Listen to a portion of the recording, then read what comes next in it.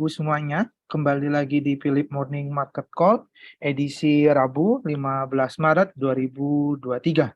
Seperti biasanya ya, Bapak dan Ibu, pada pagi hari ini, kita akan bahas dari pergerakan indeks global ya, yang dimana pada perdagangan kemarin, pergerakan indeks global ini bergerak cenderung variatif ya, di mana eh, 3 indeks Wall Street pada perdagangan semalam ini berakhir ditutup kompak menguat dengan indeks Nasdaq yang memimpin penguatan hingga 2,14%, lalu diikuti dengan indeks S&P 500-nya yang mengalami penguatan 1,65% dan Dow Jones mengalami kenaikan sebesar 1,06%.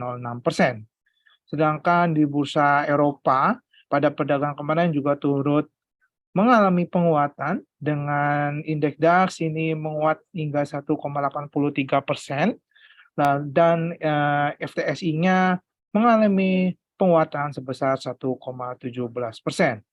Sedangkan untuk di bursa Asia dan juga bursa lokal kita yang di mana mereka bergeraknya itu ya kompak melemah, dan kalau kita lihat bahwa indeks Asia ini berakhir turun melemah dengan indeks Hang Seng yang pada perdagangan kemarin berakhir ditutup, kalau kita lihat Hang Seng ditutup menguat ya 2,27%, dan kalau untuk Nikkei kemarin ditutup melemah sebesar 1,11%, dan Street Times pada perdagangan kemarin mengalami koreksi sebesar 0,08%.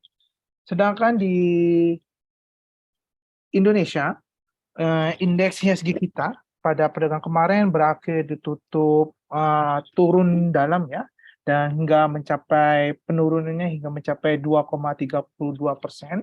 Penurunan IHSG kita pada perdagangan kemarin dikarenakan adanya sentimen negatif ya yang cukup besar ya dari sektor perbankan di Amerika Serikat ya, di mana kita ketahui bahwa sektor perbankan di Amerika Serikat ya ini Silicon Valley Bank dan Signature Bank ini mengalami kolaps ya, sehingga banyak sektor-sektor bank ini sektor-sektor bank di seluruh dunia ini terdampak akibat sentimen tersebut.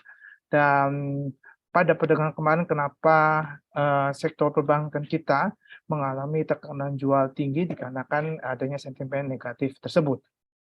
Sehingga investor masih saat ini sedang memperhatikan bagaimana sentimen selanjutnya untuk penguatan IHSG kita pada hari ini. Dan untuk indeks sektor komoditas ya, kalau kita lihat bahwa komoditas dunia ini pergerakannya kompak melemah dengan, kalau kita lihat dengan komoditas minyak mentah ya, yang pada perdagangan kemarin berakhir ditutup hingga mencapai 3%-an, atau kalau kita bisa lihat komoditas minyak mentah jenis WTI ini mengalami penurunan hingga 3,96%, sedang diikuti dengan komoditas minyak mentah jenis Brent yang juga pada perdagangan kemarin ditutup mengalami pelemahan hingga 3,94%. Selain itu, komoditas minyak sawit juga pada perdagangan kemarin juga turut mengalami penurunan hingga 1,56%, sejalan dengan minyak mentah juga yang pada perdagangan kemarin berakhir melemah ya. Dan selanjutnya untuk komoditas emas juga kalau kita lihat bahwa pada kemarin komoditas emas juga berakhir ditutup melemah sebesar 0,26%, dengan diikuti dengan komoditas lainnya seperti nikel, tin, dan copper yang juga masing-masing mereka turut melemah ya. Kalau kita lihat komoditas nikel pada perdagangan kemarin ini berakhir ditutup turun hingga 0,44%. Lalu timah juga berakhir turun sebesar 1,12%, dan copper atau tembaga ini berakhir sebesar 1,09%. Dan untuk komoditas batu bara juga pada perdagangan kemarin, komoditas batu bara juga berakhir ditutup melemah ya, turun hingga 1,59% atau berada di level 180 US dollar per metrik tonnya ya untuk pergerakannya. Dan untuk ISG kita yang berakhir melemah juga pada pedagang kemarin juga terlihat di mana pergerakannya terjadi dikarenakan adanya aksi net foreign sale yang sudah mencatatkan sebesar 1,46 triliun rupiah dan secara year to date kumulatifnya ini mencatatkan sebesar 2,60 triliun rupiah.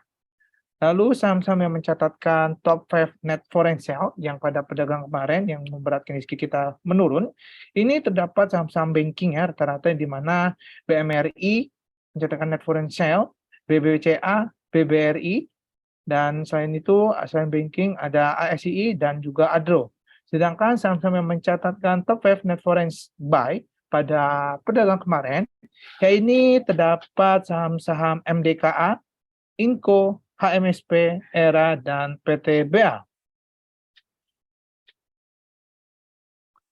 Untuk proyeksi IHSG kita pada hari ini, kami melihat pergerakan IHSG pada hari ini bisa cenderung kembali menguat ya, dengan area titik support dan resisten, ya ini berada di level 6.550 hingga mencapai ke level 6.790.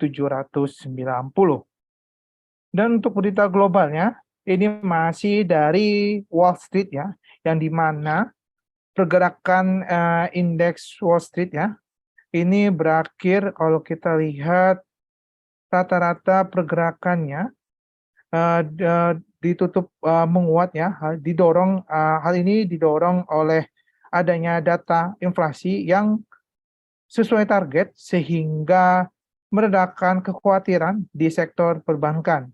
Selain itu, ekspektasi kenaikan suku bunga pada pertemuan The Fed pada pekan depan ya juga membuat sentimen dari pergerakan Wall Street tersebut.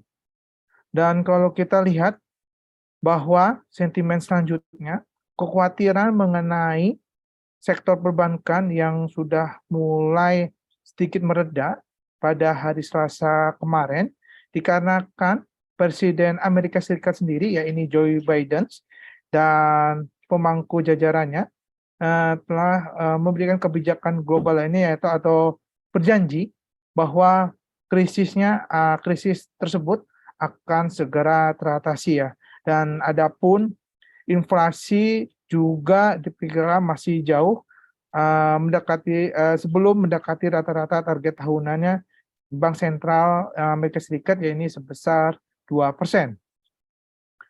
Namun dengan adanya tanda-tanda pelemahan ekonomi ditambah dengan kekhawatiran bank juga melihat atau memperbesar peluang dari The Fed akan sedikit menaikkan suku bunganya ini sebesar 25 basis point untuk pada pertemuan kebijakan di 22 Maret nanti ya mendatang ya. Dan ini pertemuan tersebut akan diselenggarakan selama 2 hari.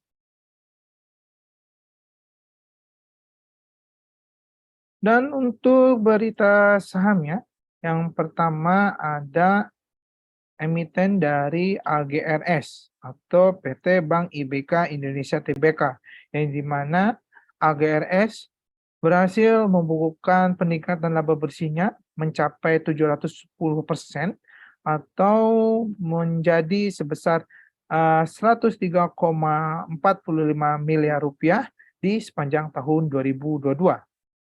Selanjutnya, ya ini ada emiten dari BMRI atau PT Bank Mandiri Persero Tbk, yang dimana BMRI akan membagikan dividennya dengan total sebesar 24,7 triliun rupiah. Lalu yang ketiga ada emiten dari DCEI atau PT DCI Indonesia Tbk, yang dimana DCII berhasil mencatatkan peningkatan laba bersihnya mencapai 367,84 miliar rupiah di sepanjang tahun 2022. Selanjutnya, Ya, ini technical rekomendasi kita ya, di mana kita memiliki 3 saham rekomendasi ya pada hari ini. Yang pertama ya ini ada saham UCIT. Kami melihat pergerakan saham UCIT secara jangka pendek dan menengahnya masih bisa bergerak menguat ya atau bullish kembali dengan area trading berada di level area 1175 dan untuk area target price pertamanya ya ini berada di level 1200 ya. Dan jika misalkan pergerakannya mampu menembus area resisten pertamanya, maka kemungkinan pergerakan bisa melanjutkan hingga ke area resisten keduanya atau target price keduanya, yakni berada di level 1210. Dan untuk area stop loss-nya juga tetap kami berikan ya Bapak dan Ibu, jika misalkan pergerakan saham UCIT tidak mampu bergerak menguat, maka perhatikan area stop loss yang telah kami berikan, yakni berada di level 1150. Oke, selanjutnya rekomendasi yang kedua, ya ini ada saham sini ya. Kami melihat pergerakan saham sini sudah bisa bergerak menguat, melihat dan pergerakannya secara jangka pendek dan menengahnya masih bisa bullish ya. Melihat di mana secara teknikal pergerakannya sudah menunjukkan pola pembentukan area uptrend diikuti dengan pergerakan dari indikator stokastiknya yang di mana pergerakannya sudah berhasil membentuk pola area golden cross ya.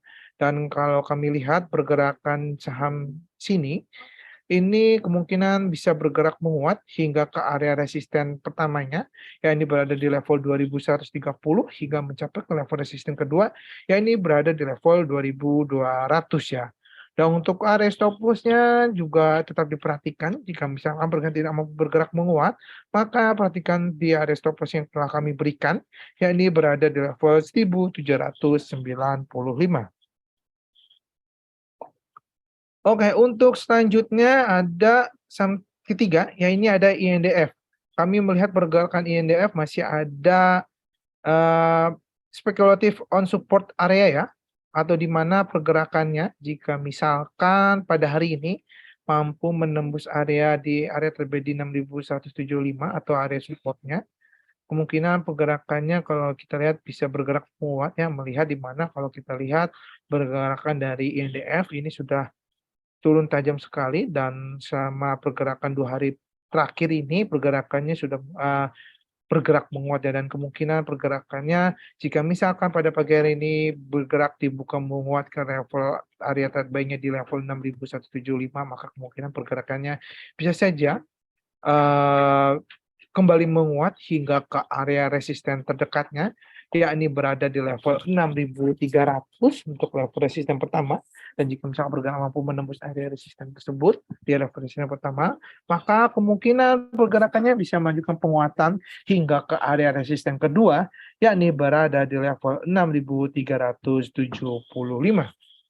Dan untuk stop loss-nya juga harus tetap diperhatikan ya. Jika misalkan pergerakan tidak mau bergerak menguat, maka kemungkinan pergerakan bisa turun dengan area stop loss yang telah kami berikan, yakni berada di level 6.050. Oke, mungkin cukup sekian di sesi yang pertama. Kita ke sesi yang selanjutnya, yakni sesi kedua, yakni sesi Q&A. Namun sebelum lanjut ke sesi Q&A, untuk Bapak dan Ibu serta teman-teman teman semua yang hadir dalam webinar pada pagi hari ini, jika memiliki pertanyaan mengenai saham-saham yang mau dibahas ya, atau yang mau ditanyakan, kira-kira pergerakan saham yang pola arah, saham tersebut naik atau turun, itu bisa tanyakan ke kami dengan mencatatkan atau menuliskan kode sahamnya saja ya, nanti akan kita bahas satu persatu dari pertanyaan Bapak Ibu sekalian. Jadi silakan untuk Bapak Ibu yang, mau bertanya, silakan chat di kolom Q&A ya, nanti akan kita bahas ya. Dan kita beri waktu 1 hingga 3 menit ke depan untuk Bapak Ibu mencatatkan kode saham di kolom Q&A. Terima